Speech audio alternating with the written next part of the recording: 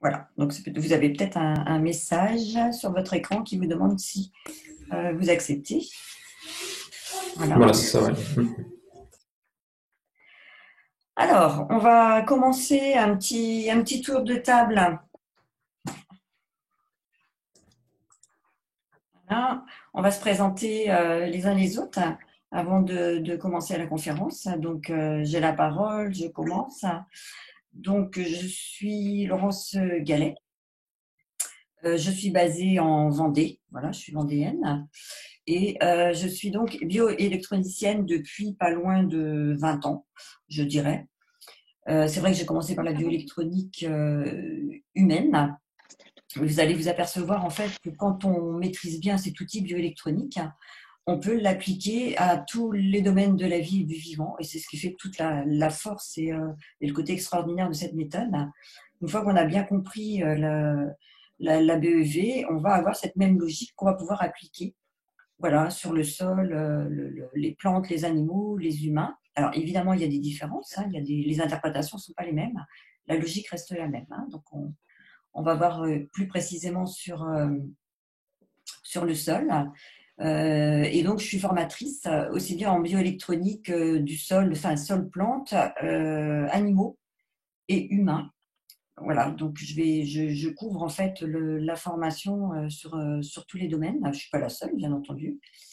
Voilà, c'est pour citer un peu. Oui, il y avait une question? Non? Donc voilà, pour ma part, donc depuis quelques mois, donc je vous prie de m'excuser pour ma voix éraillée. C'était pas prévu. Voilà. Donc j'espère que ma voix va tenir jusqu'au bout. Donc depuis quelques mois, effectivement, j'ai mis en place un service mesure sol et animaux. Voilà, parce qu'il y avait une demande. C'est vrai qu'il y a des personnes qui se forment, mais il y a des personnes qui n'ont pas le temps de faire les mesures. Et donc, il y avait cette demande de pouvoir faire des mesures, soit du sol, soit dans les élevages. Donc, j'ai mis en place ce service. Et donc, ceux qui font les mesures, ce sont des personnes qui ont été formées par moi. Et donc, ce soir, nous avons François qui va se présenter et qui intervient essentiellement sur le sol. Voilà, il y en a quelques autres qui sont en cours de formation, qui pourront intervenir aussi d'ici quelques mois. Et donc, on va faire cette conférence en fait à deux. Donc voilà, François, je te laisse la parole. Ouais. Alors, bonsoir à tous. Donc, moi, c'est François. Moi, je suis du Maine-et-Loire. Donc, j'ai effectivement été formé par Laurence sur la bioélectronique. Donc, j'interviens en tant que technicien, donc pour réaliser les mesures sur site. Et puis, après, on regarde avec Laurence pour les préconisations et les interprétations en fonction de chacun des cas. Moi, sinon, je suis dans l'agriculture. J'ai repris une exploitation conventionnelle, notamment Arbo, et je réalise depuis une dizaine d'années différentes expérimentations à travers les cultures, céréales aussi, hein, semi-direct, pré-pâturage, sans travail du sol par exemple.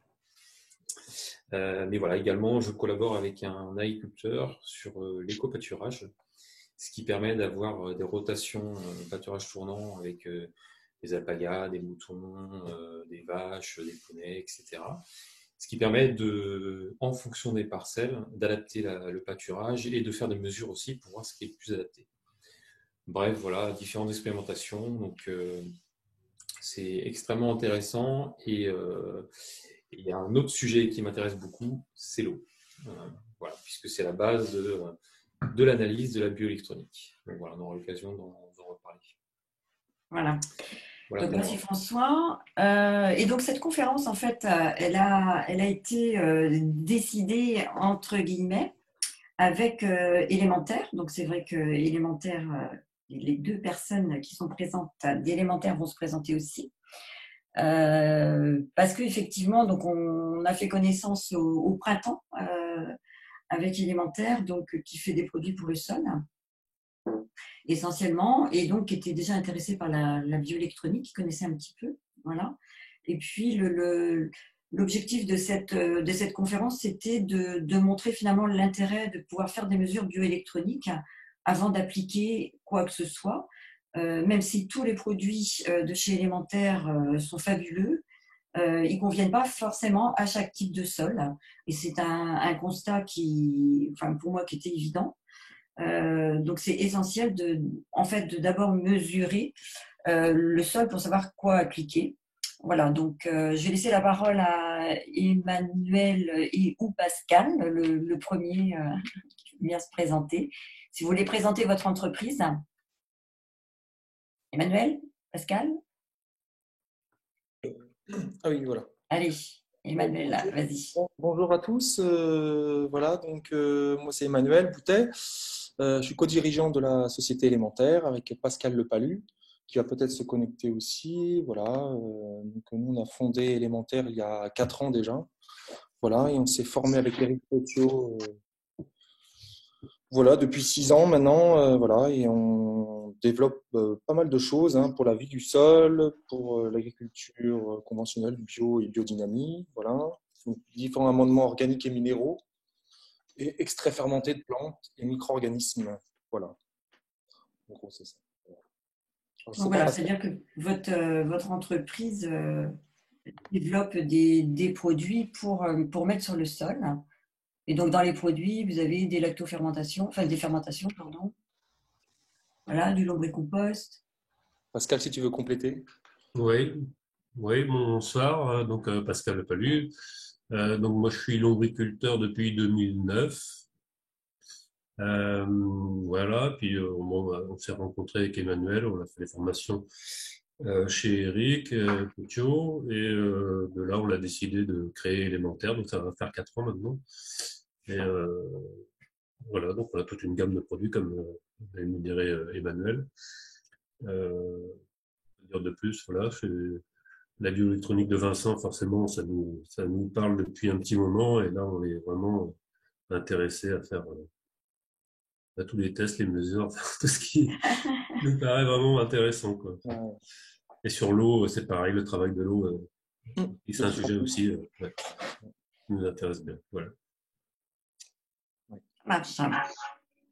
Voilà, donc j'engage chacun à aller voir donc le site élémentaire pour voir un petit peu tous les produits que font Pascal et Emmanuel. Hein. Allez, tout le monde est prêt. Donc si vous voulez bien couper vos micros, s'il vous plaît, parce que je vois que pratiquement tous les micros sont allumés pour éviter les bruits parasites. Sinon, moi, je les coupe. Est-ce que je peux les couper, moi? Voilà. Il en reste encore des qui sont allumés. Bon, j'espère qu'il n'y aura pas de bruit parasite. Alors, on va partager l'écran.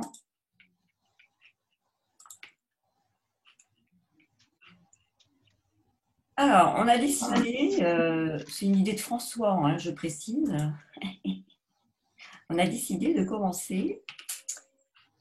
J'ai perdu la vidéo. Elle est derrière. Attendez. Et là, non. Est-ce que je vais avoir là? On voulait vous faire une petite expérience. Alors attendez, j'essaye ça. Oui, non, c'est ça. Alors, c'est un petit jeu, histoire de vous détendre un petit peu avant de vous faire travailler les neurones. Donc, vous allez regarder cette petite vidéo qui est très, très, très, très rapide. Vous avez en fait deux équipes de basket. Donc une équipe blanche et avec des t-shirts blancs et une équipe avec des t-shirts noirs. Donc je vais vous demander vraiment de vous concentrer sur l'équipe avec les t-shirts blancs et de compter le nombre de passes qu'ils se feront. D'accord? Tout le monde est prêt? Ça va arriver.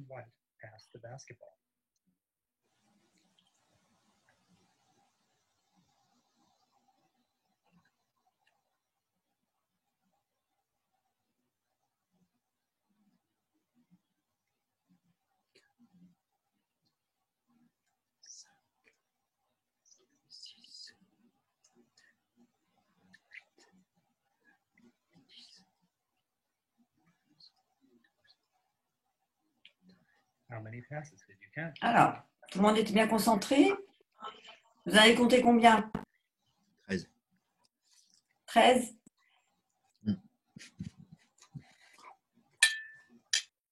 Bon. On doit être à peu près là-dedans. Vous n'avez rien vu de particulier? Ah, vous pouvez rallumer vos micros. Personne n'a rien vu de particulier. Vous avez vu le jeu? Alors, je regarde le chat. 2 ballons. Ah non, c'est pas possible. Ok. Mais si, Emmanuel, c'est possible. Il y avait un lot, je sais pas quoi, non? Il y avait pas un... Je sais plus, ouais, j'ai dû voir quelque chose de passer. Non, je sais plus ce que c'est. Il y a quelque chose de bizarre. Il y a quelque chose de bizarre qui est quelqu'un déguisé en noir. Je sais plus. Ouais, je sais plus. Il y a quelque chose de bizarre qui tourne. Ah ouais? Bon, on va revoir du coup. Donc, on va regarder. Donc là, du coup... Pardon. Là, du coup, je vais vous repasser la vidéo. Et puis, vous allez oublier ce que je vous ai dit. Vous allez regarder la vidéo comme si j'avais rien dit. D'accord? Il faut regarder tout ce qui se passe, quoi.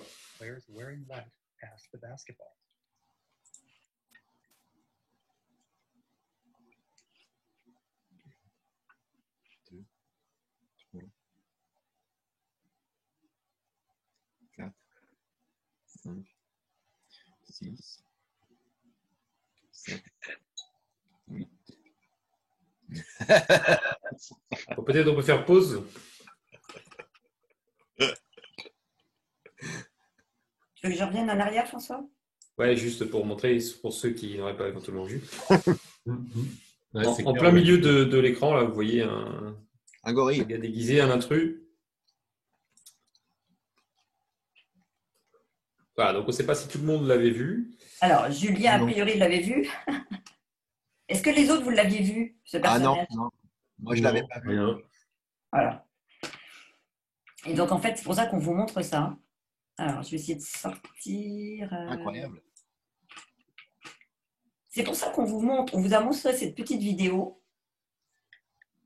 Qu'est-ce que ça montre ça? C'est-à-dire que j'ai orienté, en fait, votre vision sur quelque chose de bien précis. Je vous ai forcé à vous concentrer sur quelque chose de bien précis.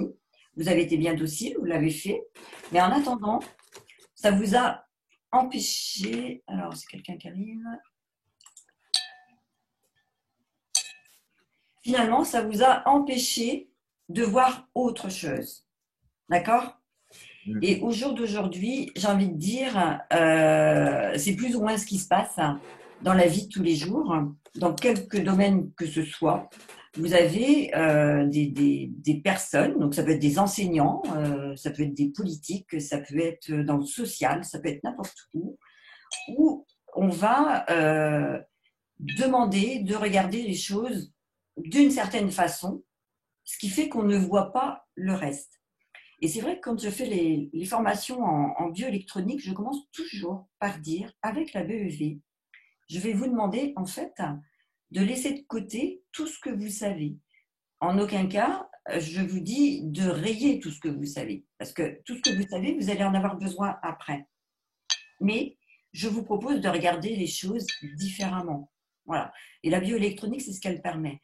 Alors, ce qui existe depuis des années, des centaines d'années, et puis peut-être des milliers d'années, j'en sais rien, je ne suis pas remontée assez loin.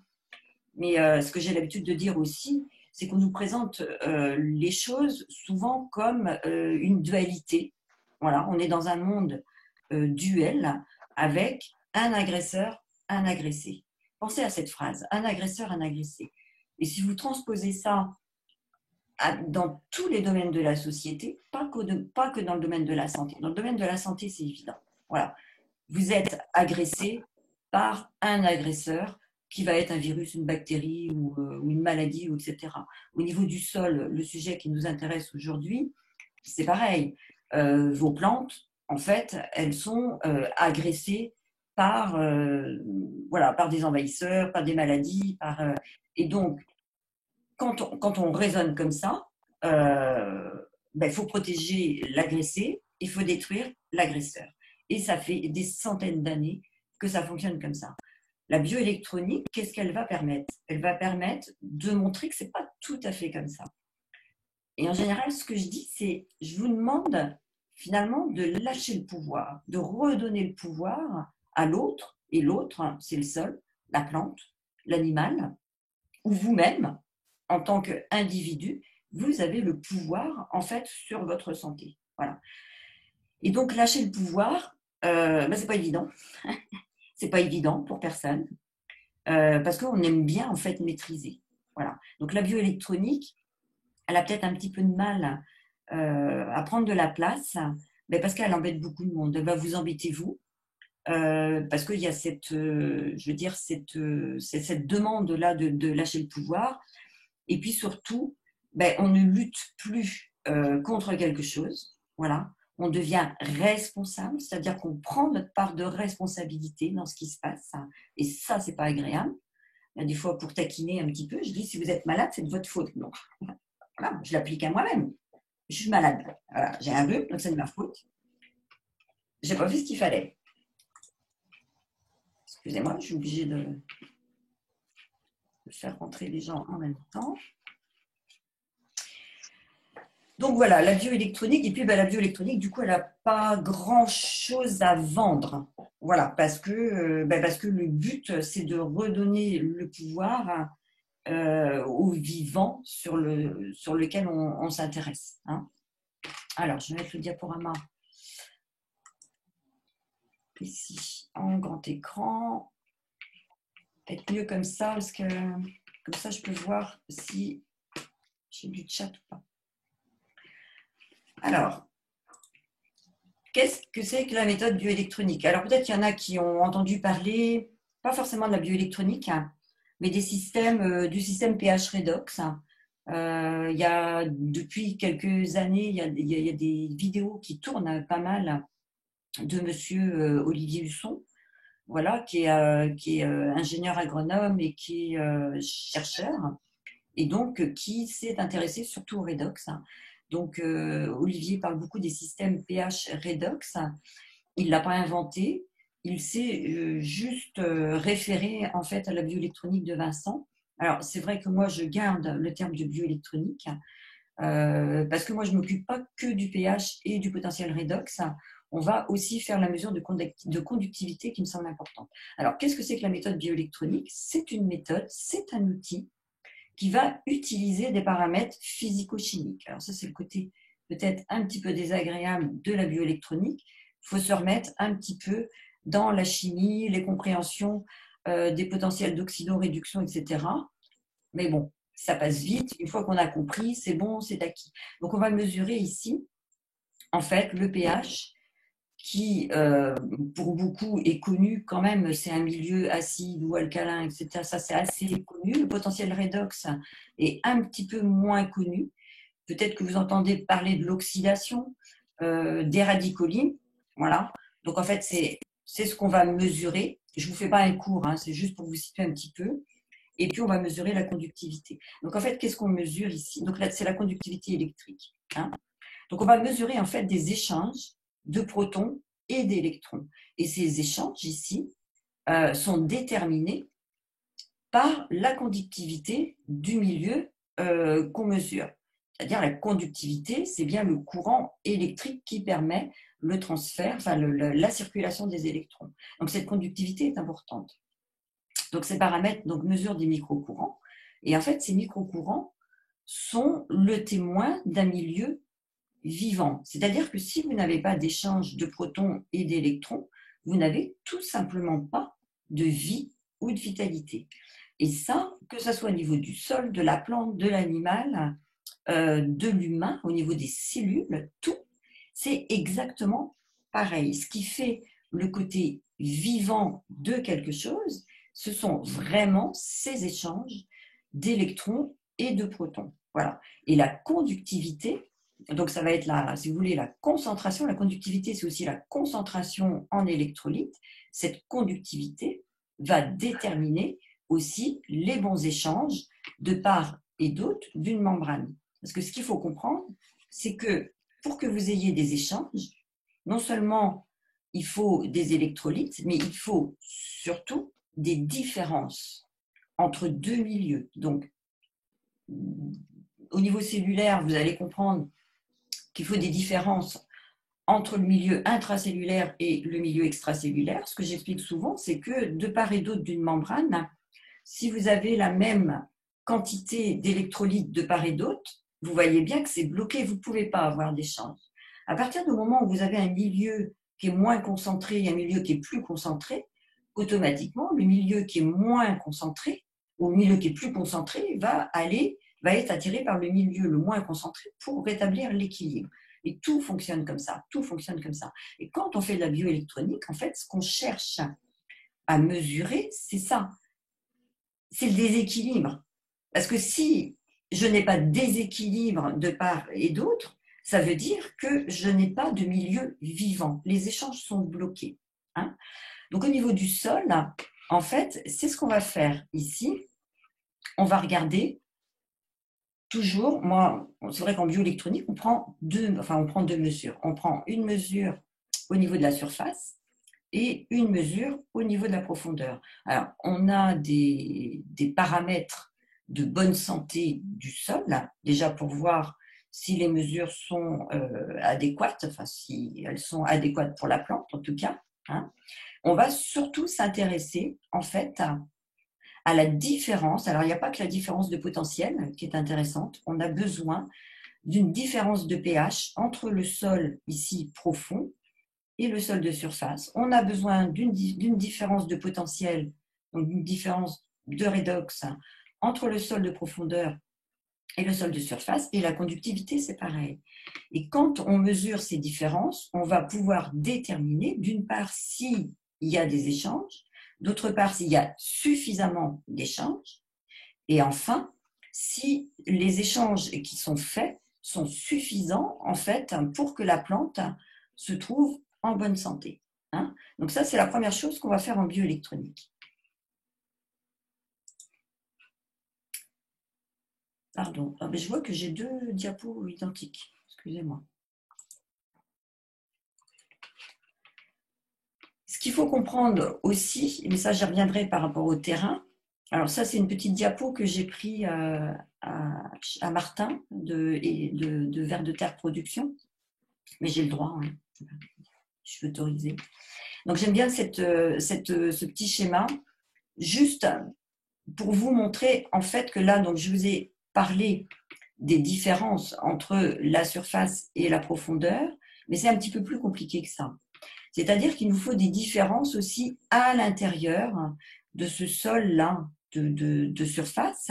Donc ces petites bulles-là vont représenter finalement des différences aussi pH redox qui sont bien précises pour que la plante, vous voyez, chaque partie de racine, chaque racine va aller chercher dans ce qu'on appelle ces niches. Ce sont des niches pH redox qui vont permettre en fait le développement de certaines choses bien précises. Donc après, François, un petit peu plus loin, va vous parler de l'assimilation des minéraux, des bons et des mauvais, qui dépendent en fait de ces pH redox, et puis aussi la nidification des micro-organismes qui doivent être différents. Vous devez avoir un petit peu de tout. Vous devez avoir des bactéries qui sont aérobies, des bactéries anaérobies, des bactéries anaérobies strictes. Vous devez avoir des levures, vous devez avoir des micro-algues, etc. Et en fait, tous ces micro-organismes sont différents, c'est-à-dire évoluent à des pH redox différents. Alors, on ne s'amuse pas à faire 36 mesures. L'essentiel, c'est d'avoir des différences entre le sol de profondeur et le sol de surface. Voilà. Et puis, dans des normes de pH redox qu'on appelle de bonne santé, parce qu'on sait que dans ces normes de pH et de redox, on aura la possibilité d'avoir un petit peu de tout. Hein. Alors, les mesures de sol classiques, c'est-à-dire que, c'est vrai que ce qu'on disait avec Emmanuel là, de élémentaire, c'est vrai qu'Emmanuel disait à certains de ses clients, ce serait intéressant que vous fassiez des mesures de sol avant de commander tel ou tel produit. Mais en fait, je crois que dans la tête de beaucoup de personnes, les mesures de sol, ce sont des mesures de sol classiques, donc en quantité de nutriments, c'est-à-dire combien qu'il y a de manganèse, de calcium, voilà. Ça, c'est une vision que j'appelle chimique. Voilà, décidément. Non, mais du coup, c'est quelqu'un qui est parti, je pense. Ces mesures de sol sont pour moi des mesures chimiques. C'est-à-dire que ce sont des nutriments qui sont présents, mais ce n'est pas pour ça qu'ils sont assimilables en fait par les plantes. Pourquoi? Parce que chacun de ces métaux, chacun de ces minéraux a un pH et un redox bien particuliers pour être assimilés. Ça, c'est la première chose.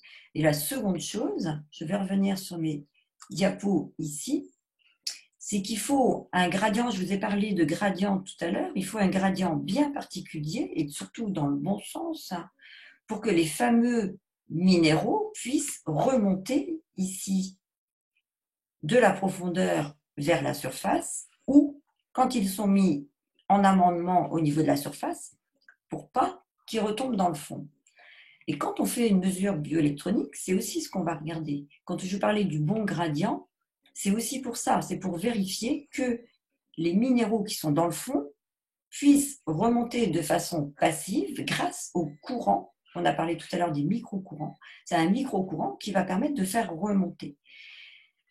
Si on a une vision uniquement chimique, donc ça c'est de la biochimie en fait, c'est ce que j'appelle de la biochimie. Si on a une vision uniquement chimique du sol, on va mettre plein de choses dans le sol et on va s'apercevoir que ça pousse pas mieux. Pourquoi? Parce que si votre gradient, si votre redox, il est dans le mauvais sens ici, d'une part, tous vos nutriments s'en vont dans le fond et ne sont pas assimilables par la plante. Ou alors, si vous avez un sol qui est trop oxydé, vous avez vos minéraux qui ne sont pas assimilables, très peu assimilables par la plante, et qui vont demander énormément d'efforts à la plante pour rectifier le sol. Donc la vision ici que je dis biochimique, c'est bien la mise en mouvement en fait de cette chimie. Et faire une analyse classique est loin d'être suffisante. Vous pouvez avoir souvent, c'est ce que je dis, vous avez un garde-manger qui est plein, c'est-à-dire quand on fait la mesure de la conductivité, on a une conductivité qui est tout à fait correcte, et pourtant les plantes ne poussent pas aussi bien qu'elles devraient par rapport au garde-manger qui est plein. Voilà. Et la problématique vient en fait des pH redox et de ces deux raisons que je viens de vous parler, soit effectivement c'est trop oxydé ou trop réduit, qu'on parle énormément de l'oxydation. Il faut savoir que l'hyperréduction n'est pas mieux. Et puis, vous avez un gradient qui est dans le mauvais sens. Donc, en fait, la bioélectronique, j'ai l'habitude de dire qu'elle vient avant quoi que ce soit. C'est-à-dire que c'est important de faire ces mesures bioélectroniques, pour voir si les échanges sont possibles. Et après, voilà, une fois que vous savez si les échanges sont possibles, vous allez pouvoir mettre des choses sur votre sol. Vous me dites si je vais trop vite, si vous avez besoin d'explications, parce que je ne vois pas le chat. Le second aspect de la bioélectronique donc, fait référence aux notions de terrain. Donc là, en l'occurrence, le terrain, c'est pas que la terre, c'est pas que le sol. Donc aux notions de terrain, d'homéostasie, donc de santé et de maladie. Et ça a été le coup de génie, je dirais, de Louis-Claude Vincent, qui a mis en place en fait cette technique bioélectronique, parce que cette notion de terrain, tout le monde la connaît. Louis-Claude Vincent, il l'a juste conceptualisé avec ses 4 cadrans, on va revenir après. Je vous dis, tout le monde l'a, cette notion de terrain. Je vais juste vous expliquer une petite chose, je suis sûre que ça va vous parler. Donc, il y en a qui font du vin, Il y en a qui font des fermentations, que ce soit des produits laitiers ou en viticulture. Vous modifiez le terrain pour pouvoir sélectionner des bactéries ou des levures. Et c'est grâce à cette sélection de bactéries et de levures que les fermentations vont pouvoir se mettre en place. Ça, c'est connu depuis la nuit des temps. Les fermentations sont connues depuis la nuit des temps. Par exemple, une lactofermentation, si on met du sel dans un bocal de légumes de lactofermentés, en fait, c'est pour sélectionner les lactobacilles, voilà, pour avoir cette fermentation derrière.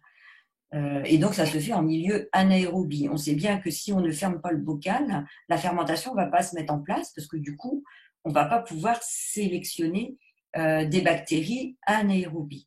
La notion de terrain, en fait, c'est ça. Qu'est-ce qu'il a fait, Louis-Claude Vincent? Il l'a, en fait, conceptualisé avec ces 4 cadrans, ici. Donc, avec le pH et avec le redox. Alors, c'est vrai que Louis-Claude Vincent, c'est le RH2. Quand on est au niveau du sol, on parle beaucoup plus du potentiel redox et des millivolts que du RH2. C'est juste pour la conférence, je ne veux pas trop m'appesantir là-dessus. Qu'est-ce qu'il faut comprendre là-dedans? C'est que en fonction du milieu, donc en fonction du terrain, qu'il soit acide, qu'il soit alcalin, qu'il soit réduit, qu'il soit oxydé, ce terrain va favoriser le développement de telle ou telle forme de vie. Voilà.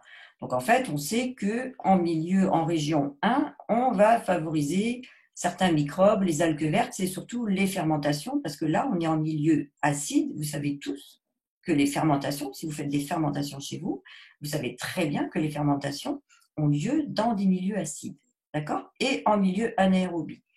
Après, ici, on va toujours dans le milieu acide, mais plutôt oxydé.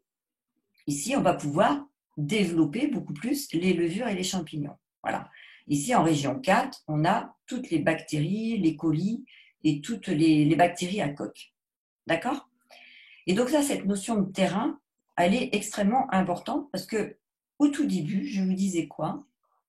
Je vous disais, je vais vous rendre quelque part responsable de ce qui arrive, que ça soit vous en tant qu'agriculteur pour vos plantes ou en tant qu'éleveur pour vos animaux ou en tant qu'humain si vous êtes malade. Pourquoi? Parce que là, dans cette notion de terrain, il n'y a pas d'agresseur agressé, en fait. Là, vous comprenez? Vous voyez, la parfaite santé ici, ça c'est pour l'humain. La parfaite santé, elle est au milieu. Donc nous, en fait, on est au milieu de tout ça. C'est-à-dire qu'on vit en symbiose avec tous ces micro-organismes. Et que si par malheur, on dévie notre terrain de ce côté-là, ou de ce côté-là, ou de ce côté-là, on va tout simplement favoriser le développement de ça, ou de ça, ou de ça. Donc vous voyez que là, la vision, elle est complètement différente. C'est combien de fois je dis on n'attrape pas quelque chose. On n'attrape pas un virus, on n'attrape pas. C'est-à-dire que on a, décalé nos propres paramètres en dehors des paramètres de bonne santé qui nous sont propres, ce qui a permis, du coup, le développement d'une autre forme de vie qui se trouve, lui ou elle, dans son secteur de santé à elle. Et pour le sol et pour les plantes ici, c'est exactement la même chose. C'est-à-dire que la plante, donc quand on fait des mesures de sol, on va regarder si les paramètres du sol sont adéquats pour que la plante puisse pousser sans effort. À partir du moment où vous allez avoir des mesures qui sont décalées, la plante, elle n'a pas d'autre choix pour survivre que de modifier les paramètres du sol, en tout cas là où elle puise ses nutriments. Elle va faire en sorte de modifier le pH et le redox pour pouvoir retrouver des paramètres de bonne santé pour pouvoir se nourrir correctement et pousser. Pendant qu'elle fait ça, elle ne peut pas pousser. Pendant qu'elle régule, elle ne peut pas pousser. Mais vous comprenez que si ce sol elle a ses limites aussi, la plante. Si ce sol reste en permanence décalé, très décalé, à ce moment-là, les paramètres de la plante elle-même se décalent. Elle ne peut plus tenir ses propres paramètres de bonne santé. Et donc, en général, elle s'oxyde. Et là, elle devient favorable au développement de certaines pathologies. Donc, tous les mildious, idiomes ou les parasites, quels qu'ils soient. Et donc, ça a été tout le travail, effectivement, d'Olivier Husson, qui a pu montrer qu'en fonction des paramètres de sol et de plantes, acides, alcalins, oxydés, plus ou moins oxydés, la plante allait développer telle ou telle maladie. On a deux solutions. C'est soit on lutte contre la maladie et on reste dans ce paradigme agresseur-agressé, et donc on lutte, on lutte, on lutte, et on lutte tout le temps. J'ai envie de vous dire jusqu'à ce que mort s'en suive. Pourquoi ? Parce que plus vous allez lutter, en même temps, plus vous décalez les paramètres du sol. Et moins la plante a la capacité de se débrouiller. Donc c'est une course en avant qui, de toute façon, au bout d'un moment, il n'y a plus rien qui fonctionne.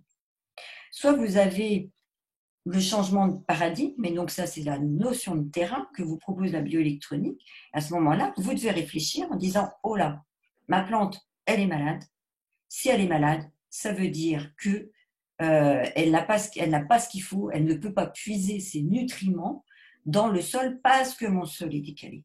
Et à ce moment-là, il faut que je fasse des mesures de sol, il faut que je rectifie, que je modifie les paramètres de mon sol pour redonner la possibilité à ma plante de se débrouiller.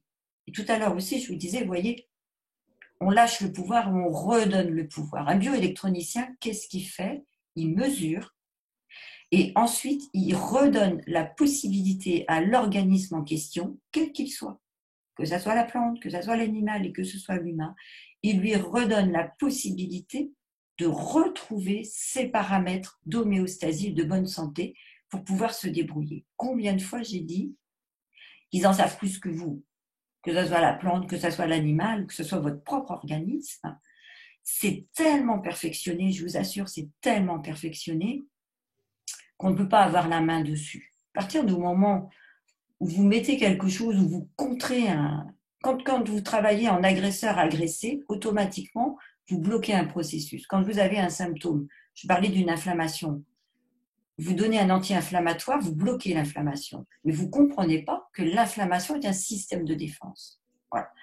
Donc, quand on réfléchit en agresseur-agressé, on bloque un processus, mais en aucun cas, on ne résout la cause qui a déclenché le processus. Et c'est pour ça que je vous dis que c'est une course en avant, parce qu'il y a un moment où ça clash. Ça ne peut pas durer comme ça ad vitam aeternam. Hein. Donc les 4 terrains, donc je ne vais pas revenir précisément sur les 4 terrains, ça fait partie des formations. Et puis ça, effectivement, c'est un diagramme, donc vous voyez, c'est de vers de terre. Donc ça, ce sont les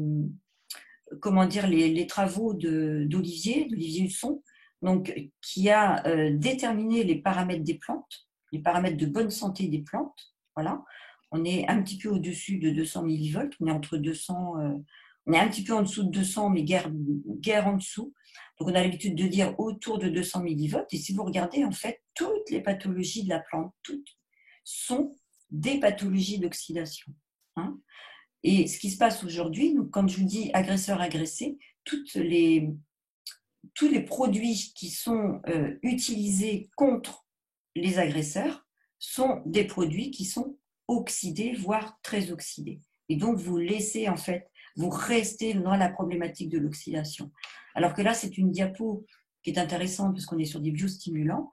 Et donc, vous voyez ici qu'il y en a une partie qui vont ramener finalement les paramètres de la plante, les paramètres bioélectroniques vers les paramètres de bonne santé de la plante. Donc ça, c'est une autre façon de voir les choses.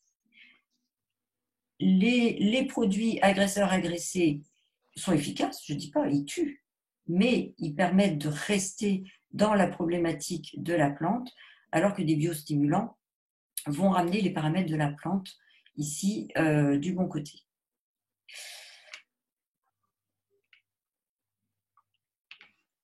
pour compléter ce que tu dis, Laurence, Oui.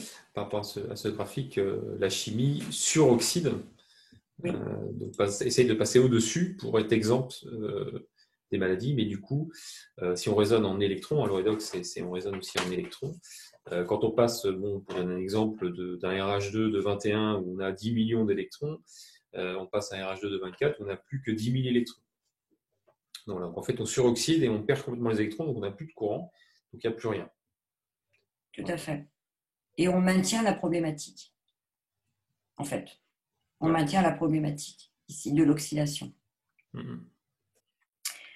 Donc là, on parlait des plantes, mais les plantes sont complètement dépendantes, comme je vous expliquais précédemment, de ce qui se passe au niveau du sol. Hein. Donc là, juste, je reviens, excusez-moi. Donc vous voyez, ici, tous ces produits-là ont été testés en bioélectronique pour voir leurs paramètres bioélectroniques, donc pour pouvoir les positionner en fait sur le diagramme et voir où ils allaient intervenir. Alors, c'est vrai que nous, en tout cas, avec François, et c'est ma façon de travailler, on va beaucoup plus travailler sur le sol que sur la plante. Alors, j'ai l'habitude de dire quand même que quand il y a un gros souci au niveau des plantes, on éteint le feu. On a guère le choix, il faut éteindre le feu et on va utiliser des produits qui vont liquider la maladie qui est en place. Il ne faut pas forcément perdre votre récolte, mais ce qu'il ne faut pas perdre de vue, c'est qu'après la récolte, il va falloir vraiment s'occuper du sol et des paramètres du sol pour pas que ça se reproduise l'année d'après. Hein. Alors, chaque amendement, ici, a ses propres coordonnées bioélectroniques. Donc, on vient de le voir sur la diapo précédente. Et, chose importante, donc leur application sur le sol a pour objectif, entre autres, de ramener les paramètres bioélectroniques du sol vers une zone de confort pour les plantes. Et ça, en fait, on n'a pas l'habitude de le faire. On a l'habitude de mettre des produits, alors des bons produits. Il n'y a pas de souci, c'est des bons produits.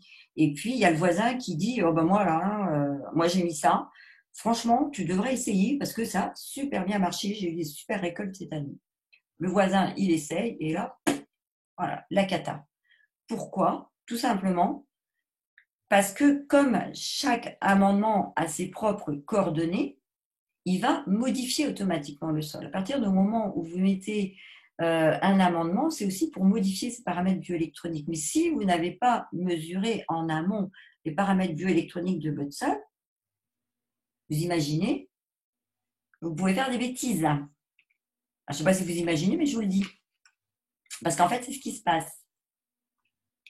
Alors, donc ça, c'est ce que je viens de vous dire, en fait, à vouloir appliquer des produits parce que c'est bon pour, il y a des modes comme ça. Il y a des modes qui circulent en disant ça, c'est bon pour, et ça vaut pour tout. Je vous parle du sol, mais je vous assure, c'est pour tout.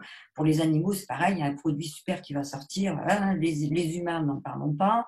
C'est bon pour, ça n'a pas de sens. Le c'est bon pour, c'est généralisé. Comment dire, tous les terrains. Or, chacun a son propre terrain. Voilà. Et même dans une même famille, là je reviens au niveau humain, on a beau avoir les mêmes habitudes de vie, la même hygiène de vie, la même alimentation.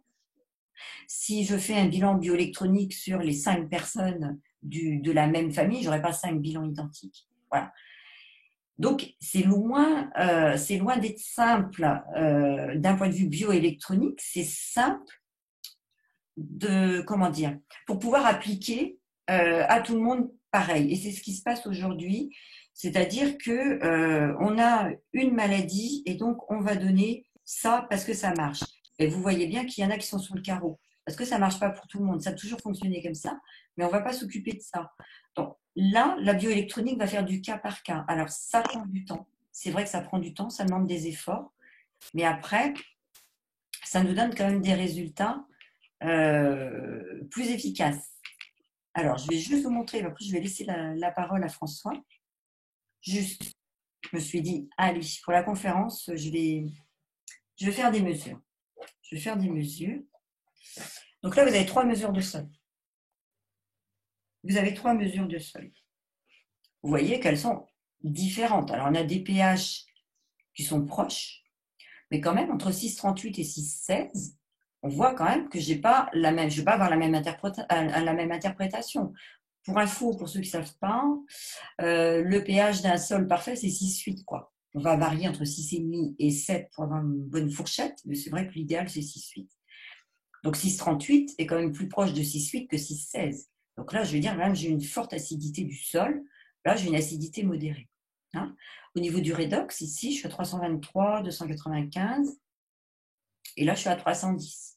Donc là aussi, vous allez me dire, je n'ai pas une grosse différence, mais j'ai une différence significative. Et la conductivité, n'en parlons pas. Donc là, je vous ai mis la conductivité et je vous ai mis la résistivité. Parce que ça, bon, quand on fait de la bioélectronique, on a le réflexe résistivité. Là, j'ai une résistivité à 2000. Pour info, sur un sol correct, en tout cas en maraîchage, on va essayer de ne pas dépasser 2500 de résistivité. Donc là, précise peut-être, Laurence, ce que tu as fait, enfin, la dilution. Non, mais je vais le dire après. D'accord, pardon. Chut, t'as vendu la mèche. Donc là, effectivement, ici, j'ai un chiffre qui est correct. Ici, j'ai un chiffre qui est complètement dans les choux. Et là, j'ai un chiffre qui est… donc là, ça veut dire que j'ai un sol qui est pas… qui est dénutri, qui commence à être dénutri. Là, j'ai un sol qui est complètement dénutri. Et là, j'ai un sol qui est à peu près correct. Donc oui, en fait, ces 3 échantillons, vous savez c'est quoi? C'est le même sol. C'est exactement le même sol. Cette première mesure ici, je l'ai faite avec mes électrodes in situ, c'est-à-dire que j'ai trempé mes électrodes dans la parcelle directe. Une fois que j'ai fait ça, j'ai pris un échantillon. Il est là. Allez, voilà. J'ai pris cet échantillon. J'ai pris un échantillon de sol, de là où j'avais planté mes électrodes. Il m'en reste encore un petit peu. Et je me suis dit, je vais le diluer à 50%. Il faut savoir qu'au départ, quand on a fait de la bioélectronique agricole, donc c'est Jeanne Rousseau, pharmacienne, qui a mis en place la bioélectronique agricole, elle faisait des dilutions à 10%. C'est-à-dire qu'elle prenait un tout petit peu de sol et puis le reste, c'était de l'eau. Donc on avait un sol extrêmement dilué. Jeanne, elle faisait avec les outils qu'elle avait. À l'époque, il faut remettre dans le contexte de l'époque. Elle n'avait pas les électrodes qu'on a aujourd'hui. Il n'empêche que moi, j'ai fait la dilution à 50%. J'ai fait moite-moite. Moitié eau, moitié sol. Vous voyez ce qui se passe là? Et ça s'est joué, je vais vous dire, dans le quart d'heure, quoi. Il n'y a pas eu énormément de temps qui s'est passé ici. En diluant, vous modifiez complètement les paramètres bioélectroniques du sol et surtout, vous modifiez l'interprétation. Vous modifiez l'interprétation. La troisième mesure, c'est quoi?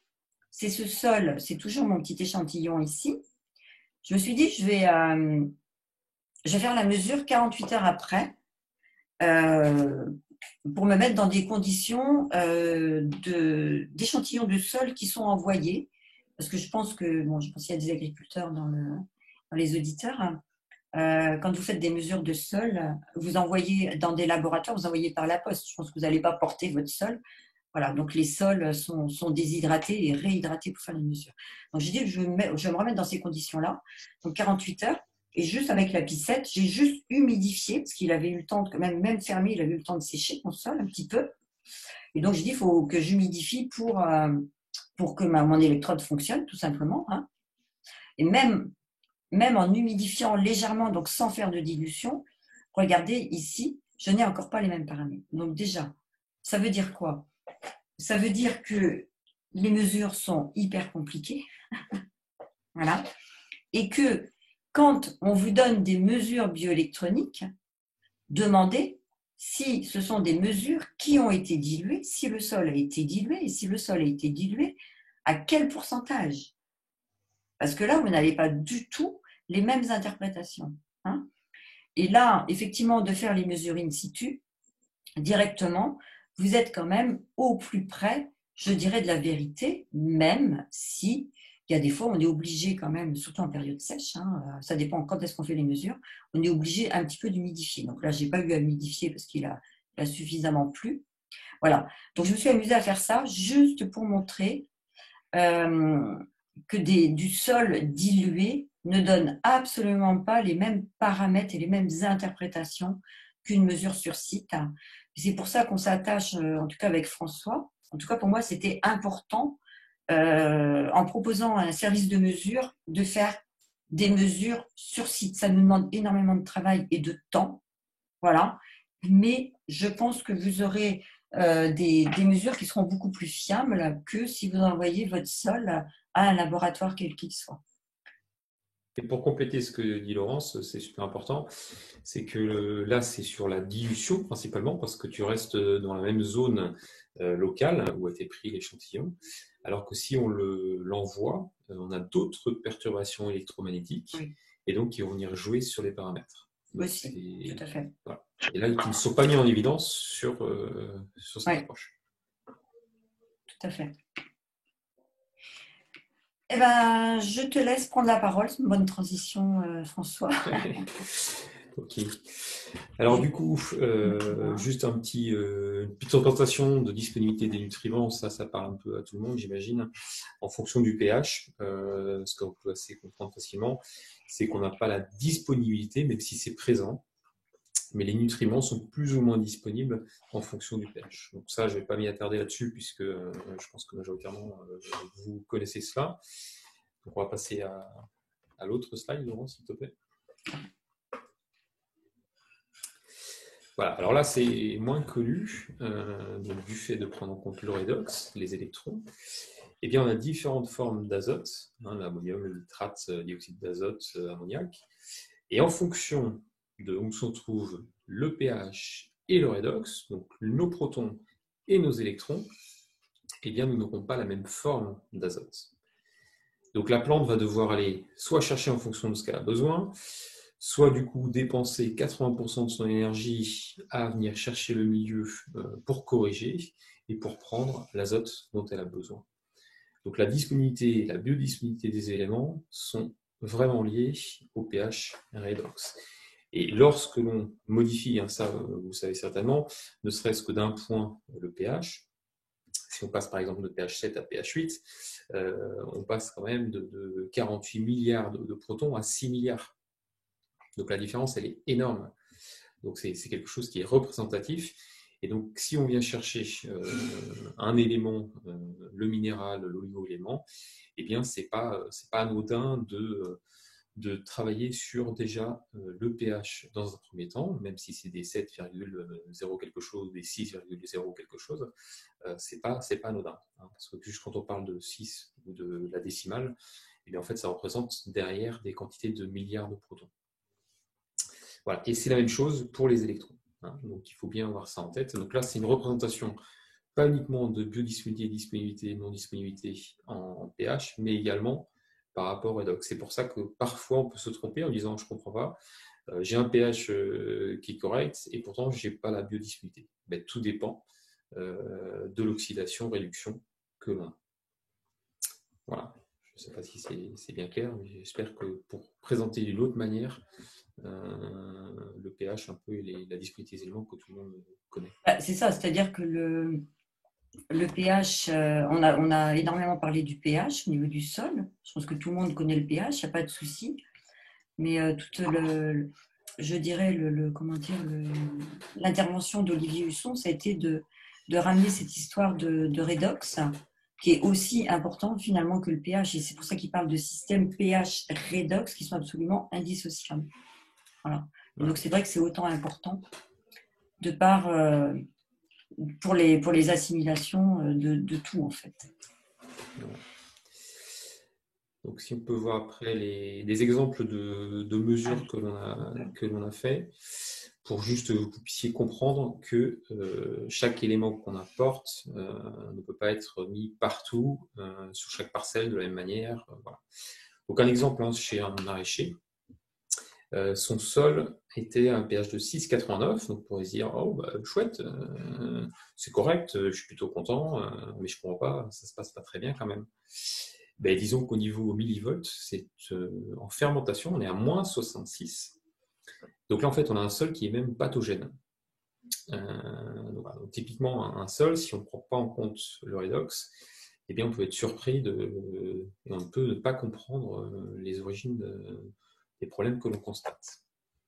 Alors, ce qui est intéressant, c'est que lui, il mettait du fumier de cheval frais, qui était également alcalin, hein, 7,76. Donc, ça contribue au déséquilibre du sol, c'est-à-dire qu'il alcalisait de plus en plus son sol à chaque fois qu'il en appliquait. Et au final, la matière organique n'augmentait pas l'humus, alors qu'il fait des apports massifs de matière. Tout simplement parce qu'il déséquilibrait son pH redox. Donc, il accentuait l'alcalinisation, il ne permettait pas d'augmenter son taux d'humus. De même, il utilisait l'eau du marais qui était à côté en disant bah, c'est quelque chose de naturel, c'est disponible à côté, je peux l'utiliser pour l'irrigation. Sauf que le pH était à 8,57. Donc également alcaline. Donc là aussi, l'eau, que ce soit pour l'irrigation, que ce soit pour le traitement, a son importance. On peut dire j'utilise tel ou tel produit, mais si j'utilise telle ou telle eau, ça n'aura pas le même effet sur le sol si on a des paramètres pH redox différents sur l'eau. Et par exemple, ce qui était intéressant, c'est d'appliquer du lombricompost. Donc là, par exemple, c'est celui de chez Élémentaire là, qu'on a mesuré, qui avait un pH de 6,51 et des millivolts de 296. Donc ça permet de venir contribuer à améliorer le sol sur le sol qui est alcalin réduit. Hein, voilà, c'est un exemple de ce qui peut être fait. Alors juste, François, oui, s'il avait mis un extrait fermenté, on a ici les mesures, oui. Qu'est-ce qui se serait passé? Donc là, on aurait continué dans le milieu fermentation, puisqu'on a les millivolts qui sont toujours en négatif, moins 72. Donc ce n'est pas à appliquer, surtout pas appliqué sur ce sol-là.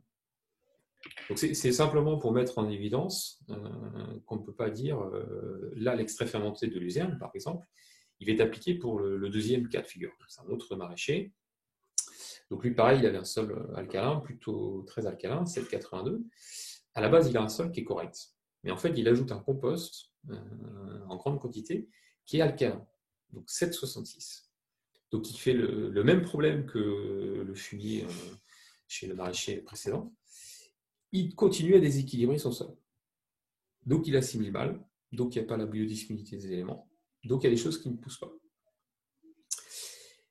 Alors, il y a un autre point aussi qui a été mis en évidence, c'est qu'il utilisait, enfin il a récolté l'eau de pluie, donc on se dit ça peut être intéressant, sauf qu'il l'a stocké dans du béton.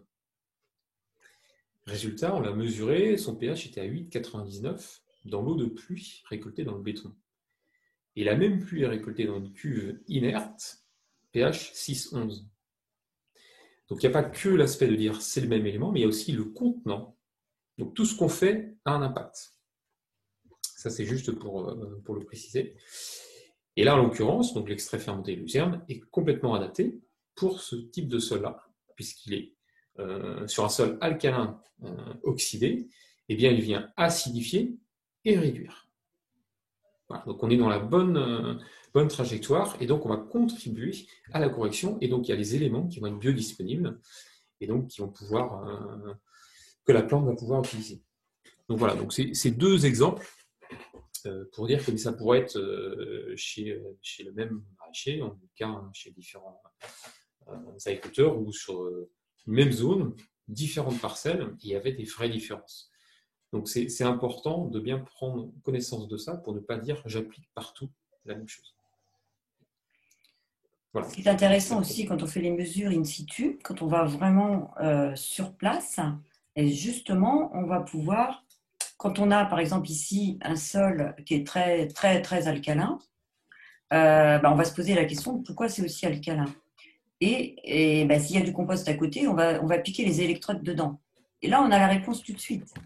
Vous voyez bien que si on recevait du sol comme ça dans un petit flacon et avec du 7,82 et dont j'avais pas la cause, on pouvait lui faire mettre effectivement des acidifiants.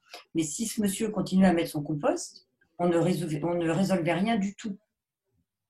Donc vous voyez tout à l'heure quand je vous disais, excusez-moi, le compost c'est bon. C'est bon le compost, c'est bon pour. Bah ouais, c'est bon pour, mais à force d'en mettre, en fait, il a complètement déstabilisé son sol. À force de mettre ce compost-là, il y a des composts qui sont moins alcalins. Vous voyez Alors que l'importance de la son mesure. sol, pour préciser, son sol il aurait été meilleur sans l'apport du compost. Voilà. On avait des témoins à côté, ils étaient meilleurs. C'était plus équilibré, il y avait plus de disponibilité Ouais. d'éléments. Et donc, et pour aller dans le même sens aussi, donc pour revenir ici à ce maraîcher là, qui est à moins 66, donc son pH il est correct, moins 66 millivolts, il aurait pu se dire, bon ben, comme ça pousse pas trop bien chez moi, je vais mettre un extrait fermenté, que ce soit de la luzerne ou autre chose, ben, je vais mettre un extrait fermenté parce que ça va booster mes récoltes. Eh ben non, sans mesure, il faisait des bêtises parce qu'il amplifiait sa problématique. D'accord? Donc, vous voyez l'importance de faire des mesures. Et vous allez pouvoir adapter. Alors, c'est vrai qu'on travaille en collaboration avec Élémentaire. On souhaite avoir le maximum de mesures bioélectroniques, des amendements qu'on va pouvoir proposer. Hein, parce que pour pouvoir adapter vraiment au cas par cas. Excuse-moi, Laurence, c'est Emmanuel là. Oui. On me pose la question comment on fait les mesures, avec quel outil? Voilà, c'est juste parce qu'on parlait beaucoup de Avec mesures. des électrodes. Alors, donc, bon, on a fini la présentation. Donc, effectivement, on peut passer aux questions. Donc, je vais répondre à la question du matériel. J'ai ça là.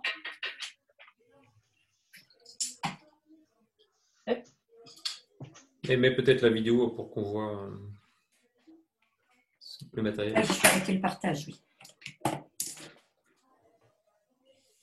Alors, arrêtez de partager. Voilà. Alors, on travaille en fait avec du matériel portable. Voilà, là la caméra. Donc voilà, du petit matériel, voilà, qui n'est pas lourd du tout, qui n'est pas encombrant. Et puis on a nos 3 électrodes en fait, qui sont des électrodes contact.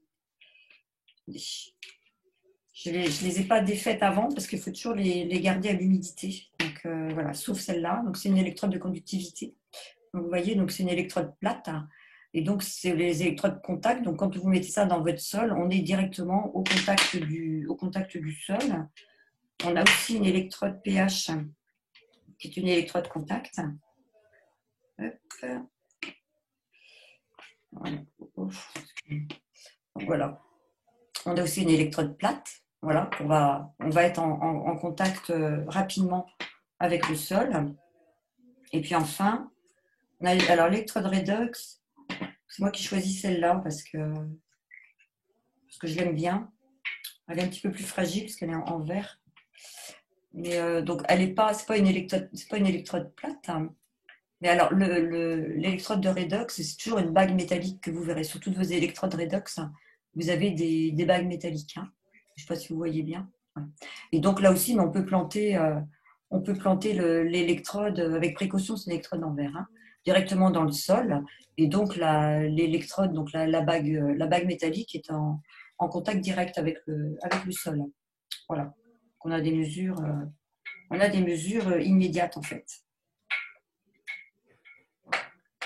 Voilà. Alors, il y a une autre question. Je m'installe et souhaite faire des mesures avant de choisir mon amendement. Comment puis-je faire pour être autonome? Pouvez-vous venir faire des mesures et interprétations? Donc, effectivement, il y a différents types de matériel qui existent. Il y a Verdoterre Production qui propose des sticks. Donc, il y a par exemple le pH-mètre qui est relativement fiable. Après, c'est vrai que sur les essais qu'on a fait, Consort, c'est ce qu'on utilise du coup, a vraiment une fiabilité. On n'a pas de souci, alors que les autres, sur la conductivité et sur les millivolts, ça pose quelques problèmes. Les millivolts, on a trop de différences, quoi. On a trop de différences. Donc, il est difficile de pouvoir assurer des interprétations si on utilise ces sticks-là. Mais c'est déjà une première approche. Ça peut déjà aider pour faire des choix sur des amendements s'il y a vraiment des choix à faire sur tel ou tel amendement. Et après, sur le sol et sur l'application, c'est vrai qu'il faut être un peu plus précis. Et je te laisse répondre, Laurence, peut-être sur. Après, au niveau des interprétations. Pardon, excuse-moi. Vas-y, je te laisse répondre. Oui, au niveau des interprétations, ce que je vois par rapport à la question là. Les interprétations, vraiment, ça s'apprend, quoi. C'est toute une mécanique à apprendre, à assimiler. C'est-à-dire que là, ça paraît facile, nous, quand on déchiffre les mesures, ça fait un moment qu'on est dedans. Mais voilà, c'est le but des formations. Donc, pour être autonome, il faut passer par de la formation et puis vous équiper. Il n'y a guère le choix. Sinon, bah, effectivement, il faut faire appel au service mesure pour, voilà, pour faire des mesures sans devoir s'équiper. En Les sachant formations que tu proposes, toi, Laurence, comment? Les formations que tu proposes, toi, Oui, soit via Vers de Terre Production, soit c'est via, oui, les formations, c'est via Vers de Terre Production. Hein. Ceux qui ont accès au fonds de formation Vivea, il faut passer en fait par Vers de Terre Production. Parce que moi, je n'ai pas de numéro de formatrice, donc voilà, vous ne pouvez pas être pris en charge si c'est moi qui vous fais la formation toute seule, quoi. Comment interpréter la résistivité? La résistivité ou la conductivité, elle nous donne l'indication alors, c'est la concentration en électrolytes. Voilà, la définition de la conductivité, c'est la concentration en électrolytes. Appliquée au niveau du sol, ça va nous donner l'indication de la nutrition du sol, si le sol est suffisamment nourri ou pas. Voilà. Et puis de voir quand on fait une conductivité en surface et en profondeur, pour voir où sont les nutriments, s'ils sont bien restés en surface ou s'ils sont tombés dans le fond. Voilà comment on sert de la résistivité. Voilà. Vous pouvez ouvrir votre micro hein, si vous voulez parler en direct. Est-ce que vous voulez qu'on revienne sur des choses qui ont été évoquées dans le diaporama?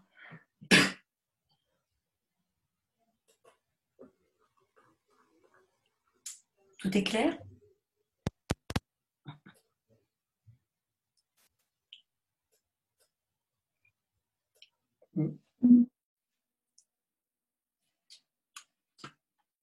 Question.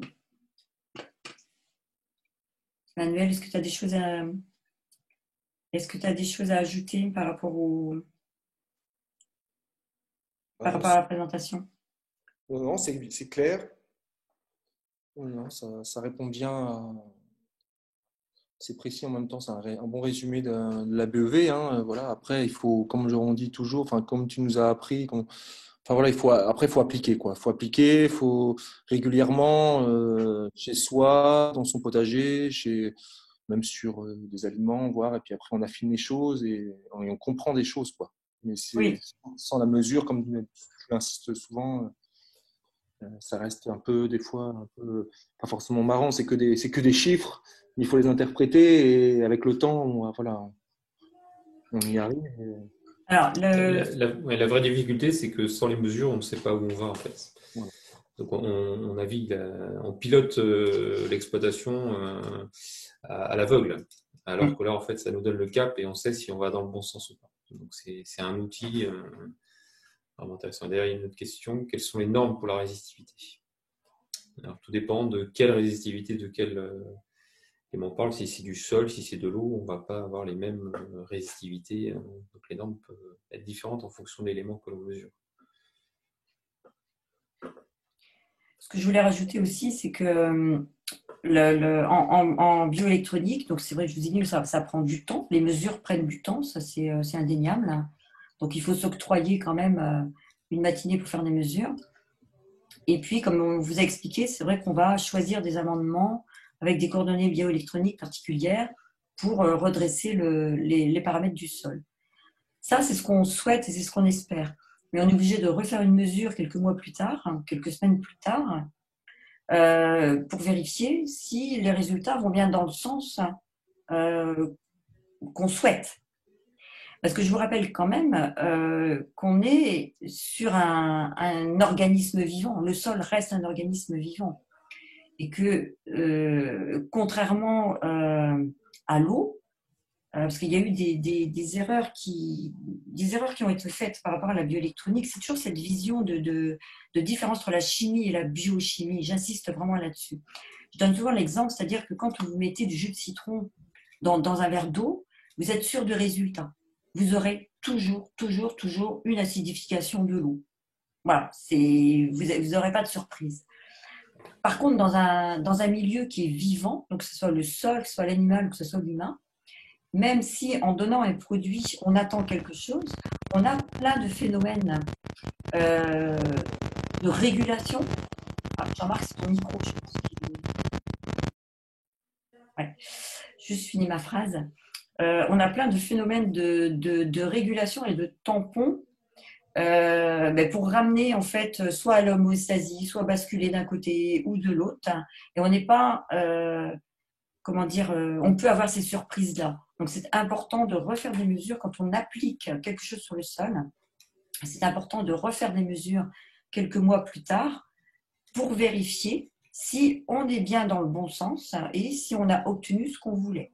Si ce n'est pas le cas, il faut rapporter certaines choses pour amener petit à petit le sol vers les paramètres de bonne santé. Donc c'est un travail, nous on a fait des mesures chez différentes personnes et c'est quelque chose que j'ai dit, c'est vrai que le travail paraît énorme. Quand on envoie les préconisations, il y a énormément de choses à faire, mais ce que je dis, c'est que ça va se faire dans le temps. C'est-à-dire qu'on ne redresse pas un sol, on ne redresse pas un terrain, hop, comme ça, en claquant des doigts et en mettant un seul amendement. Parce que ça bouge tout le temps. Donc, il faut aussi avoir conscience de ça. Et ce que je vais faire pour compléter, c'est dans le vivant, 1 + 1 n'est pas égal à 2. C'est-à-dire que si on est sur un pH redox tel, on se dit tiens, je fais telle application de tel amendement, je mets tel dosage, donc j'ai obtenu tel gain, admettons, je me suis amélioré, je suis passé de 5,6 à 5,7, donc si je remets la même application, je vais passer à 5,8. Non. Puisque en fonction de l'avancée, on va avoir pas les mêmes éléments biodisponibles, et donc les molécules avec plus ou moins d'électrons ou de protons, donc on n'aura pas le même résultat. Donc ça, c'est important aussi à savoir. Quelles sont les meilleures saisons pour faire les mesures? Oui. Le printemps. Voilà. Vraiment, la meilleure saison, c'est le printemps. Donc là, on fait des mesures. On va faire des mesures. Ça dépend du temps qu'il fait là. On a eu quand même un automne relativement clément, ce qui nous permet de faire encore des mesures. Au mois de décembre, ça va être un petit peu plus compliqué. Et puis, ce que j'explique aussi, effectivement, c'est que le sol se met au repos l'hiver. Et donc, on risque d'avoir des mesures de sol bloquées. Il ne faudrait pas se tromper d'interprétation. Ce n'est pas que le sol est bloqué, c'est qu'il se bloque tout seul, justement pour que la végétation ne pousse pas. La végétation est en dormance, en fait, l'hiver, et c'est un phénomène qui est naturel. Donc, ça n'a pas vraiment de sens de faire des mesures, en fait, en plein hiver. Parce automatiquement, on aura des mesures qui seront erronées, en plus d'un sol qui va être hyper froid et qui va être gelé. Voilà. Vas-y, François, tu voulais rajouter? Non, après, il y a d'autres questions. Là. Une mesure par an et par parcelle. Alors, je ne sais pas c'est quoi Ça dépend des parcelles. Oui, ça dépend des parcelles. Et une mesure par an, encore une fois, c'est ce qu'on évoque. C'est-à-dire qu'on fait la mesure à un moment donné. Mais qu'est-ce qu'on fait si on n'applique que rien du tout et qu'on laisse comme ça? Oui, une mesure par an, c'est très bien. Mais si par contre, on fait différentes applications, différents traitements, quels qu'ils soient, eh bien, forcément, on vient perturber à chaque approche. Donc voilà, je ne sais pas si ça répond à la question, mais tout dépend de quoi on parle et de ce que l'on fait, quelles sont les interventions. Alors, on pourrait dire une mesure par an et par parcelle quand on a réussi à stabiliser le sol, quand on a réussi à le ramener dans des paramètres de bonne santé. Donc, pour maintenir en fait le sol dans des paramètres corrects. Oui. Et si on part sur un sol qui est complètement décalé, on ne peut pas dire une mesure par an, c'est pas possible, quoi. Ou alors ça va prendre des années et des années pour rectifier le sol. On peut, mais ça va être extrêmement long, quoi. Est-il quelqu'un qui œuvre dans le Grand Est pour prendre des mesures? Pour l'instant, non. C'est François qui se déplace. François. Ouais, mais bon, on a fait un peu partout en France, mais bon. On a été en Alsace, on a été Toulouse, bref, il y a un peu partout. Mais voilà, pour l'instant, il n'y a pas suffisamment de monde pour faire partout, mais on cale les créneaux, on essaie de s'organiser. Les températures du sol doivent être supérieures à 12 degrés, en résumé. Pour les mesures, je suppose, la question. Oui, je pense. Oui, c'est ça, ouais, c'est ça. Parce que ce qu'on apprend en fait avec Eric, c'est qu'effectivement, il parle de ça, que le sol doit être à 12 ou 13 degrés pour faire les mesures. Voilà. Mais bon, je sais pas ce que. Disons qu'on a fait des mesures inférieures à 12 degrés. Après, c'est vraiment quand le sol est gelé que là, c'est plus possible. Effectivement, si c'est inférieur à 12 degrés, mais là encore à cette saison, on arrive à faire des mesures. Voilà. Donc effectivement, pour l'hiver, ce n'est pas possible. En dehors, mais inférieur à 12 degrés, on arrive, quoi. Pour un agriculteur pas équipé pour les mesures, n'est-il pas mieux d'envoyer ces échantillons pour des mesures BEV plutôt que de ne rien faire, malgré les limites des dilutions?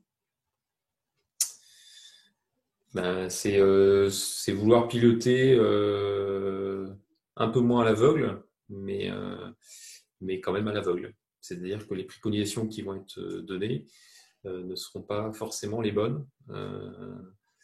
Donc il y a un risque d'avoir, parce que les moindres petites variations de millivolts, etc., ont un impact. Donc, comme Laurence l'a expliqué tout à l'heure avec les exemples, il y a un risque. Donc, il vaut mieux, dans ce cas-là, s'équiper ou alors faire intervenir directement sur site, quoi.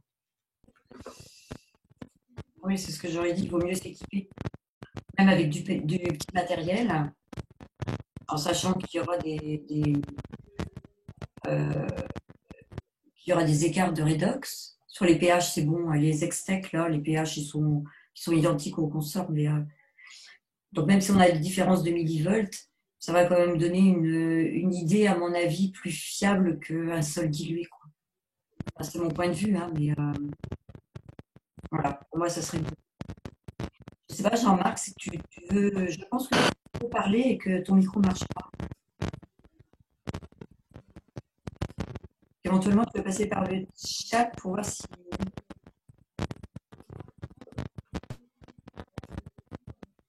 Quel contact pour mesurer on a François, on a Jean-Marc qui est en... Le vent breton.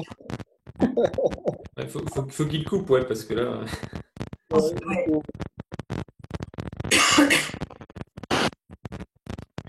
Jean-Marc, je pense qu'il parle, mais il y a un souci de micro. Si tu as la main, Laurence, pour couper peut-être son micro. Je sais pas.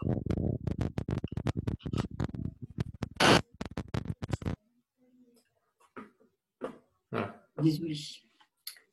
Un peu de micro.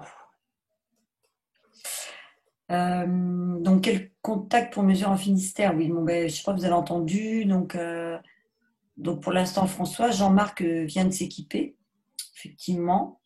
Donc, Jean-Marc est en Bretagne. Donc, à voir. Le matériel Anna pour le sol est-il correct? Je crois que non. Donc là, c'est pas moi qui le dis, c'est ver de terre. Martin a utilisé quand même, Martin Rollet, qui est à ver de terre, là, a fait quand même pas mal de mesures. Et ils ont l'air de dire quand même que le matériel Anna n'est pas trop fiable quand même, quoi. Donc moi, j'en ai pas. J'en ai utilisé un peu du Anna. Ouais. Et c'est vrai qu'il est moins précis que le consort. Après, en millivolts, il est peut-être, et conductivité, il est peut-être un peu plus précis que les sticks. Ouais. Tu dis que Anna, au niveau redox, un peu plus précis que le pH, donc sur les sticks, il est très bien, ouais. Que propose Ver de Terre Production. Par contre, en millivolts et en conductivité, je dirais presque que le Anna est un peu plus fiable, mais rien à voir avec le consort. Après, ça dépend des électrodes aussi, hein, qui sont utilisées, hein. Les électrodes jouent un grand rôle, en fait, dans l'histoire, hein. Pour le pays nantais, c'est François, ben oui. Ah oui, c'est pas trop loin, là, ça va. C'est plus près.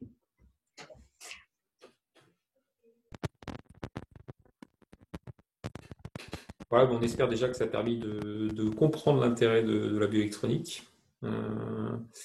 la question, oui, vous avez un contact pour Consort, bah, c'est Laurence. Hein. C'est Laurence qu'il faut contacter pour passer quand même chez Consort. Après, vous pouvez prendre contact directement avec Consort. Voilà. Mais après, si vous voulez effectivement des renseignements sur le matériel, en général, Consort renvoie vers moi, quoi. Ça fait longtemps que je travaille avec eux et ils savent que je connais le matériel. Donc voilà, il faudra m'envoyer un mail si.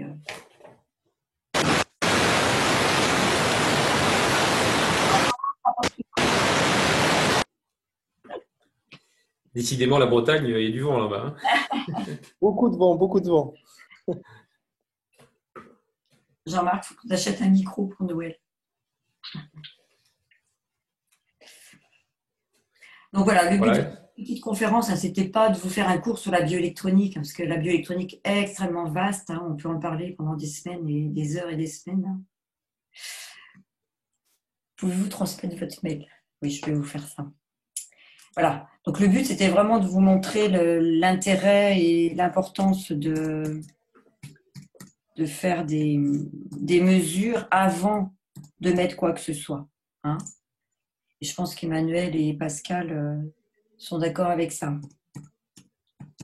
Ce qui est important de rajouter, c'est qu'on ne vient pas, comme la chimie, mesurer chaque oligo-élément, chaque élément, puisqu'on mesure un ensemble d'éléments qui vont permettre d'être biodisponibles et d'être équilibrés. Et la nature fait le reste. Nous, on accompagne simplement le vivant pour qu'il puisse mettre à disposition tous les éléments. Voilà.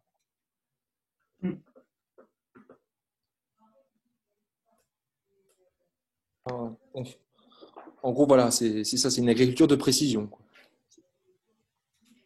Oui, et puis au cas par cas. C'est ça. C'est qu'on fait vraiment, c'est au cas par cas. C'est ça qu'il faut comprendre en fait. C'est ce que je disais tout à l'heure. Vous avez beau avoir des super produits, Emmanuel et Pascal, ils ne sont pas adaptés à tous les sols. C'est vraiment ça qu'il faut comprendre, quoi. Et c'est partout. Enfin, je veux dire, la bioélectronique, c'est vraiment la différence finalement avec tout le reste. C'est du redressement de terrain personnalisé, tout à fait. Tout à fait. Et on fonctionne comme ça, du sol, animal, humain, on fonctionne comme ça. Et ça marche, Luc. Hein. Tu veux parler, Luc? Donne-nous ton expérience. Hein. Ouvre ton micro. Oui, j'en ai fait beaucoup au printemps, mais après, dans l'été, bon, j'avais pas mal de boulot, j'en ai fait beaucoup moins. Et là, précise ce que tu fais, précise sur tes animaux. Oui, sur les animaux.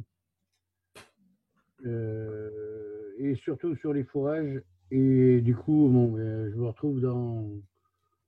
Enfin, on avait mesuré déjà l'année dernière des sols qui étaient un peu acides. Ouais. Et du coup, ça, on le retrouvait sur des plantes avec un manque de calcium dans les plantes, qu'on retrouvait aussi chez les vaches. Donc, bon, j'ai mis du calcium un petit peu au printemps pour essayer, quoi. Effectivement, ça a remonté, hein, on était remonté à 6,2. Et ben là, du coup, cet automne, j'ai tout mis là. Tous les hectares ont été mis avec du calcium, enfin plus ou moins assimilable, hein, 3 ou 4 sortes de calcium et un peu de soufre aussi. Et voilà, autrement, les acquis de la formation de l'année dernière, bien en fait, les vaches naviguaient, enfin, c'était du dents de scie dans la matière grasse et la matière azotée, hein, avec des chutes avant de taux assez impressionnants, même, je dirais.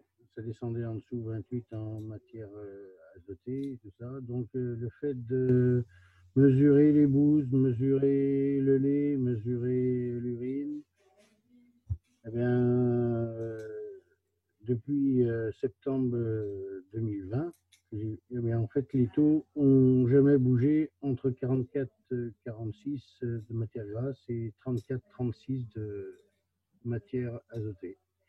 Et tout ça sans granulés, sans farine, sans rien qu'avec de l'herbe et du foin. Quoi. Ouais. Et puis un petit peu de sucre. Oui. Et une question pour toi, Luc. Est-ce que ça peut fonctionner sur des ensilages? Ah ben évidemment, la bioélectronique fonctionne sur les ensilages, évidemment, surtout. Hum. Surtout, Et c'est- après, bon, effectivement, là, je suis en travail de redresser un peu mes sols. Là. Il y a un problème. Et un autre problème aussi, enfin un autre problème, c'est un questionnement aussi. En fait, j'ai eu beaucoup de fièvre de lait cette année.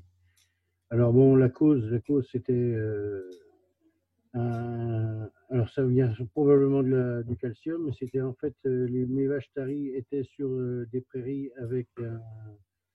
avec beaucoup de potasse.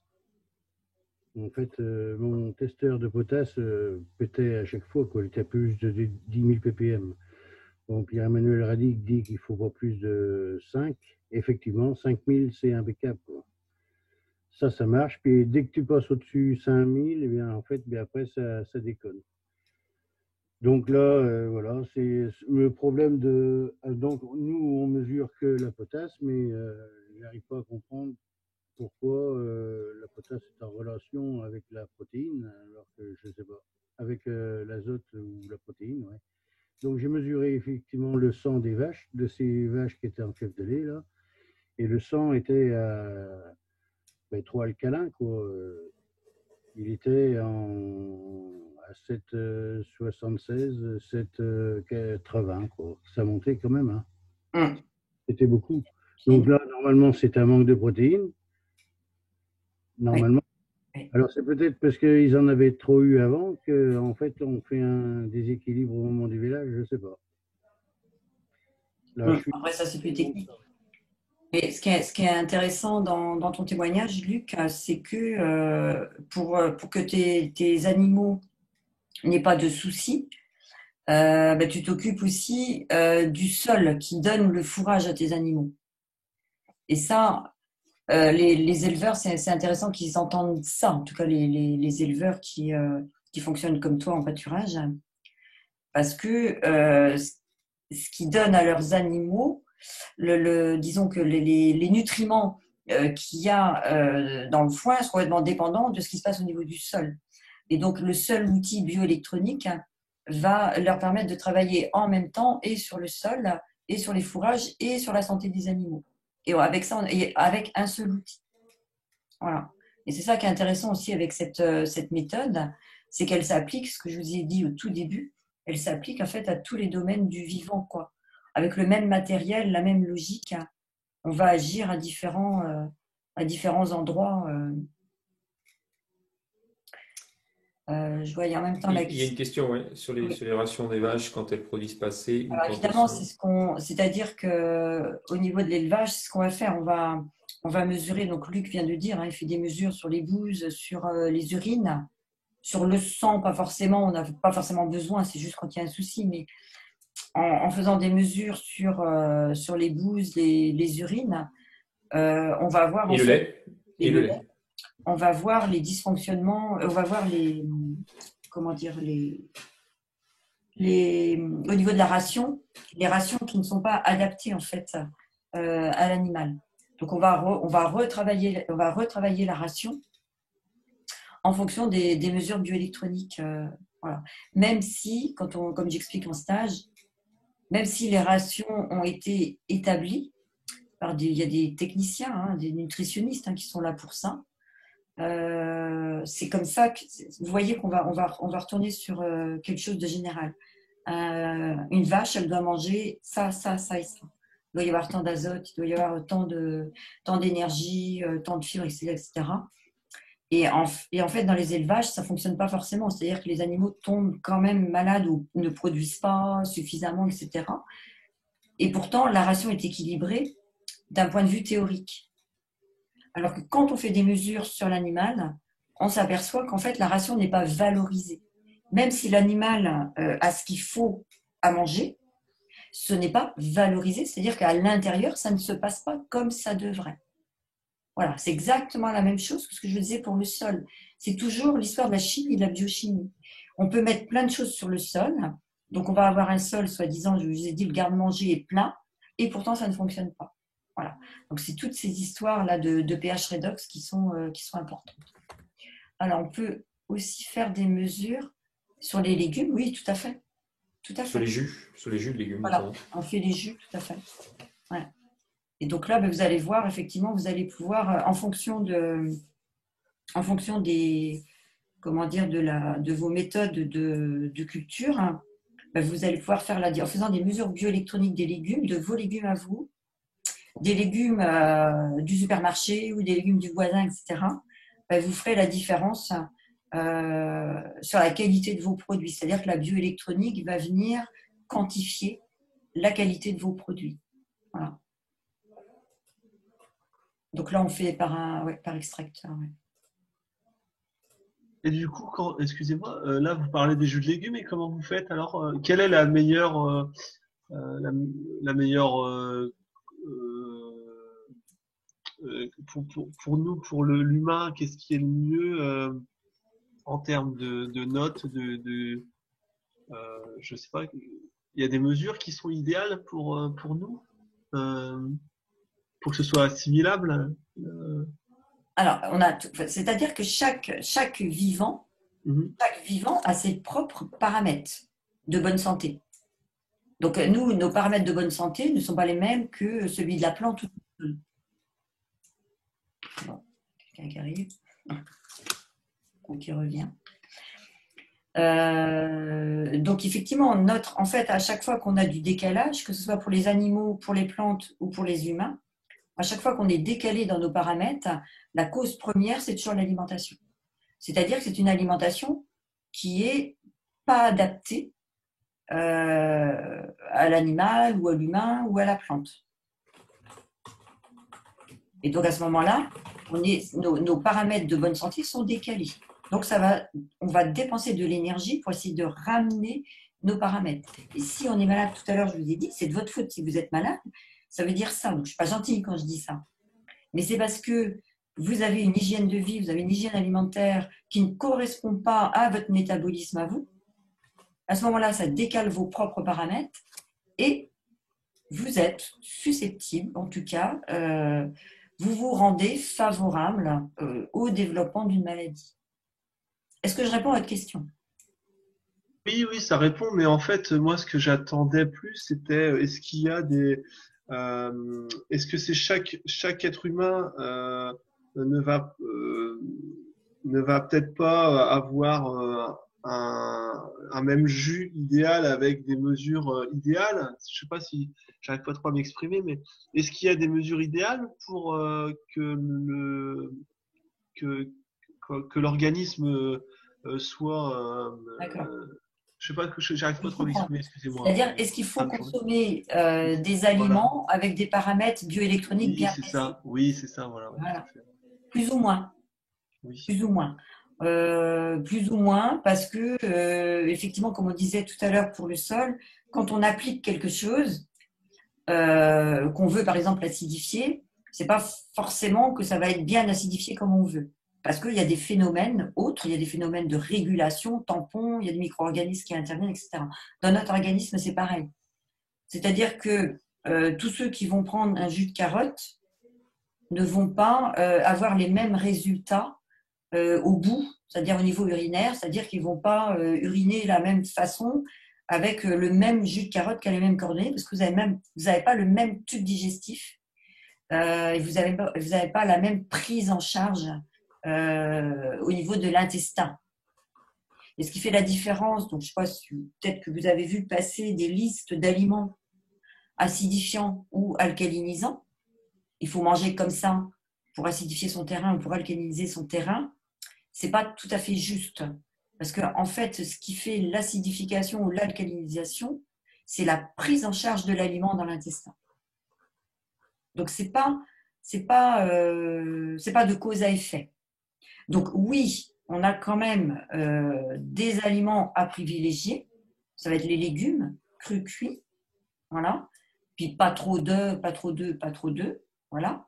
Sans exclusion. Dans l'idéal, il faut avoir une alimentation, moi je dis avec un petit peu de tout, mais je ne vais pas m'occuper des paramètres bioélectroniques des produits des aliments, pardon, pour rectifier un terrain chez une personne. C'est pas aussi simple que ça, quoi.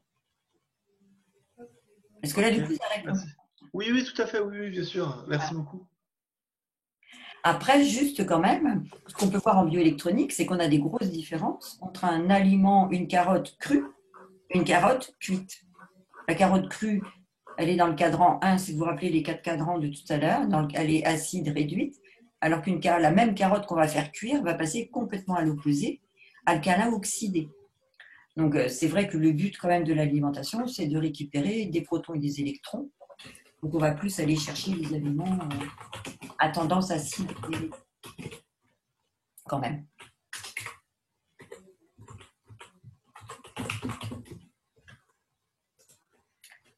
Alors, pour des mesures dans le Finistère, oui, vous m'enverrez un mail et puis on verra, on discutera. Ok, est-ce que ça vous donne envie quand même de faire des mesures, hein? Nous avons été évidemment convaincants. De voir sous un autre angle le vivant, c'était le but. Oui, c'est ça. Il faut qu'on sorte vraiment de tout ce qu'on nous a enseigné, quoi.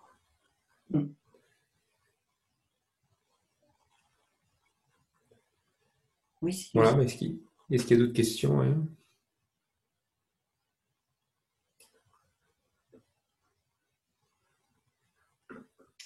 Bon, écoutez, on peut s'arrêter là. Donc, effectivement, la conférence a été enregistrée.